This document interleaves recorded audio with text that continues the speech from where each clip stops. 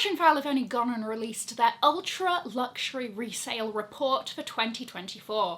Now, I love when pre-loved online retailers do these sorts of reports because it's so interesting and you get to really find out what people are interested in. You get outside of your own bubble and you're like, okay, I know that I'm interested in X, Y, and Z, but what is everybody else looking for, right? So I did a video similar to this with the Real Reels report recently. I'll have that linked below.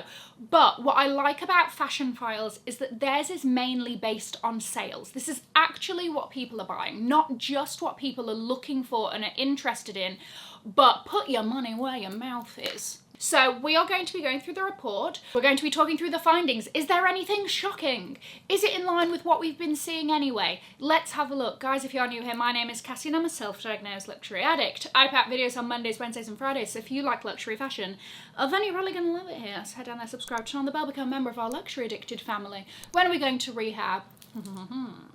Never.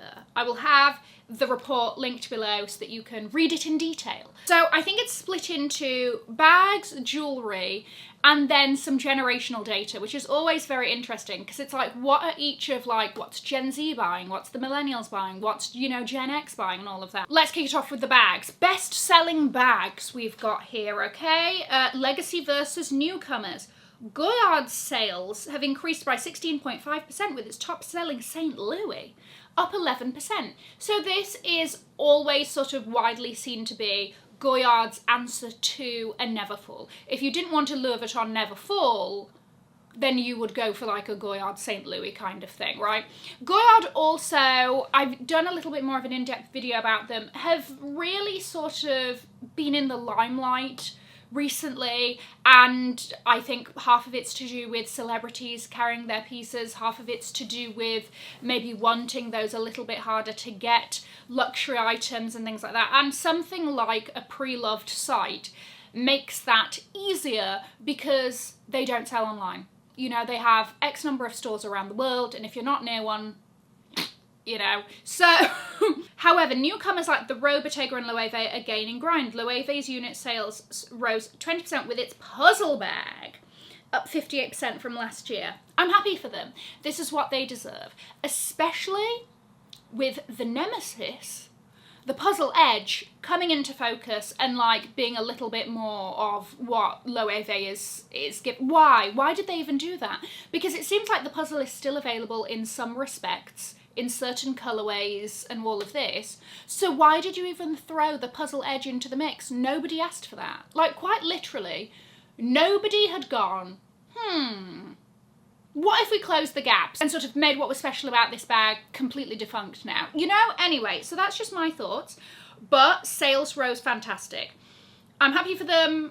I would be interested to know if it was the puzzle bag or the puzzle edge that the sales rose for, but Loewe has been having a moment.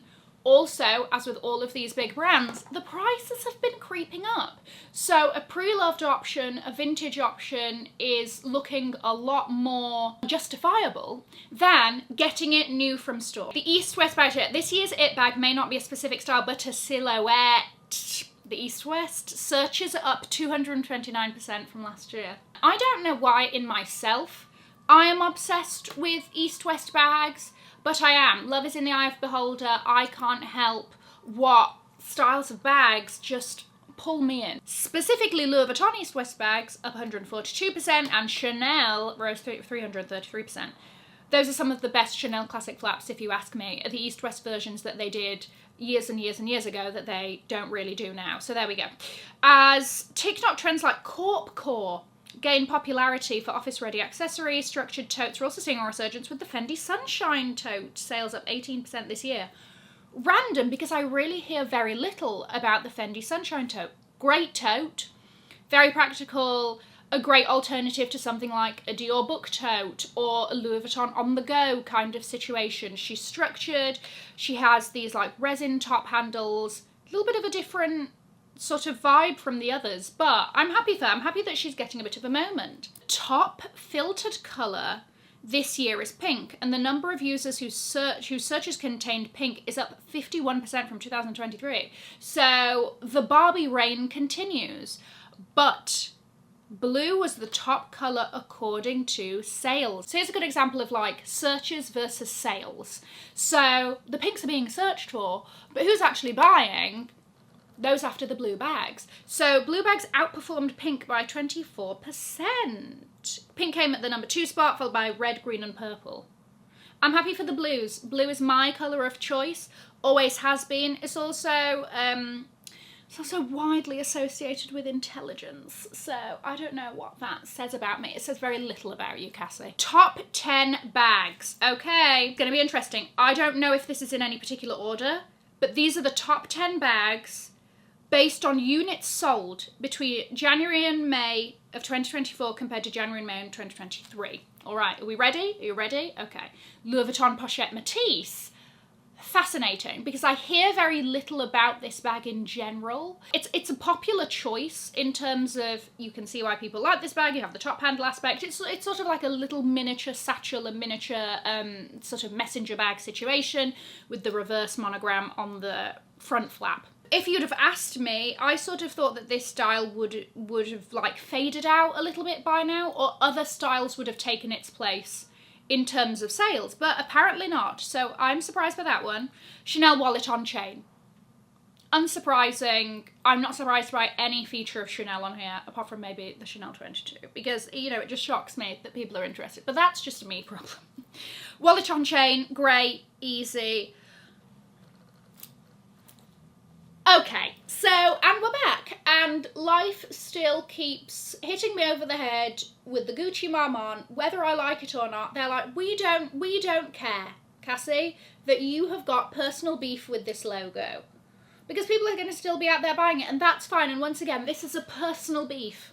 This is something that I need to sit down and talk to a professional about, okay? But, okay, apparently she's still popular. I would just like to say that something like the Gucci Soho is maybe a better option, in my humble opinion. Hermes Evelyn. Again, interesting. She's a little bit more of like the casual option, the I'm just running around doing errands option. Okay, yeah. Saint Laurent Loewe camera bag, a rival, some would say, to the Gucci GG Marmont. Christian Dior book tour, and we're still here, are we? Okay, so we're still here, we're still doing the Marmont, we're still doing the book tour. Listen, is it practical? Yes, all of that. But I feel once again like I've been bashed around the eyes by this bag. I've seen it so many times. Not that that should dissuade anybody from, if you love it, get it. It's not about me, is it? It's about you and if you like it and if you want to carry it. So fair enough. I'm just surprised that she's still knocking around, is she? All right. Bottega Veneta Jodie. Again, there's a few that I'm like, oh, these were popular maybe like in like 2022 situation. So I'm surprised that they're still being bought up now. But listen, the heart wants what it wants. Prada Nylon Reedition 2005. Once again, okay, interesting. I'm shocked, especially because that's sort of like utility with the crossbody, with the jingle jangle edition happening. Again, seems a little bit yesteryear, but I'm not saying that things are out, okay? If it suits you and your style, it's never out. But, you know, okay, I'm surprised. Fendi Baguette. I almost had lost hope there. But we're back. We're back. Love the Fendi Baguette. We'll always love the Fendi Baguette. You know that this is my favourite bag style ever. So, yes. Celine Ava Triumph shoulder bag. Nice, good bag, good shoulder bag. Celine, yeah. Okay, top 10. Now we move on to jewellery. It's official, bold is in, at least in jewellery. Gen Z is driving this trend, favouring large ornate pieces in bright colours. Maximalist jewellery sales are up 8.5%. Could this mean, do you hear that? Do you hear quiet luxury walking through the door and closing it behind itself on its way out? I think we might be there. Sales for necklaces labelled multi-strand have increased by 15%. Interesting. Tiffany wrap necklace. With earrings showing the largest growth of any category with 37% higher sales. Oh. Fair enough. Top 3 jewellery pieces. I'm not going to be surprised by this first one. It's a Cartier Love bracelet. We know she's popular. We know she's the go-to. I've done a few videos on alternatives if you want something like a little bit different. But we understand why she's here. Okay? The Tiffany T-Smile pendant necklace. This, I was not ready for this. If there was going to be a Tiffany item, I was going to say it would be like the T ring or the T1 range, something like that. But the smile pendant necklace. Maybe I'm not a pendanty girl, so I don't really like think about it that much. Am I a pendanty? Sort of. But like something like this. Okay, all right. I mean, it's an easy layerer, isn't it? David Yurman classic cable bracelet. Okay. When I do my jewellery videos, people are always like, can you talk about David Yurman? Can you talk about David Yurman? I don't know that much about the brand because David Yurman is a lot more popular in the US than it is in the UK. It's not really like a thing in the UK. So, but I mean, it's very sort of like hefty. This cable is a huge part of the range. They have some really beautiful pieces. So something like this is a classic from the brand and is something that you can easily build on with a Cartier Love bracelet or a tennis bracelet from wherever, or anything, a charm bracelet from when you were 16 from Claire's Accessories, I don't know, right? But it stacks well. Gen Z aged women are continuing to shell out for high ticket timepieces. Cartier is driving a surge. Are we surprised? Is it the Panthère? Knock knock, here she is. The Panthère watch saw its value double from 2022 to 2024. Apparently this is thanks to online forums, auctions and social media bringing watch collecting to a broader audience. Okay, I like that. Trend forecast. Fashion's love for cowboy. Okay, turquoise jewellery, a key element of Western Americana, and also indigenous culture, saw an 11% year-on-year increase. Fringe is trending, fringe is up, Chanel fringe. Is there a lot of Chanel fringe hanging around? I don't know, apparently the searches are up, but okay. Ryan Murphy's Capote versus the Swan sparked a revival in this like very sort of elegant, prim and proper Upper East Side vibe, right? So apparently pearls are up, tweed is up. On the handbag front, mini bags are trending. TBE, tiny bag energy. It's not a trend. You know, it's a lifestyle. So I'm happy to see it. Here we are mentioned again with microbag searches doubling year on year. Wonderful. Okay, and then crochet. Crochet is still a thing. Imagine this, you're on a yacht in the Aegean Sea, freshly dipped and sipping a cool drink. What goes with this? Crochet. Searches for Prada crochet up 162%. Yeah, because it might be because nobody wants to spend, how much is it? $2 grand? On a knitted little net that says Prada on it. Generational spending power. Each demographic has its unique preferences. Gen Z. Shopping secondhand is becoming increasingly popular. This generation is redefining the market. Fantastic. So Gen Z is aged 18 to 24. What are they buying?